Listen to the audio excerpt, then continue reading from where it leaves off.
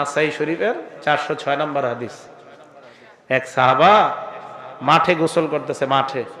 তো উনি কাপড় তো আছে ওনার পরনে, কিন্তু খালি গায়ে গোসল করতেছে, পুরুষ। নবীজি মসজিদে গেলেন, মিম্বরে উঠলেন।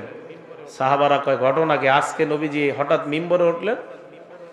মিম্বরে ওঠার পর কয় সাহাবাদের দল, ইন্নাল্লাহা হালিম, আল্লাহ ধৈর্যশীল, হাইয়ুন, আল্লাহ অনেক লাজুক, আল্লাহ লাজুক, সুবহানাল্লাহ। আল্লাহ ধৈর্যশীল, হাইয়ুন, আল্লাহ লাজুক, আল্লাহ ধৈর্যশীল, আল্লাহ লাজুক, আল্লাহ লাজুক। সিত্তিরুন, আল্লাহ আমার আপনার আমাদের দোষ গোপন করে রাখে।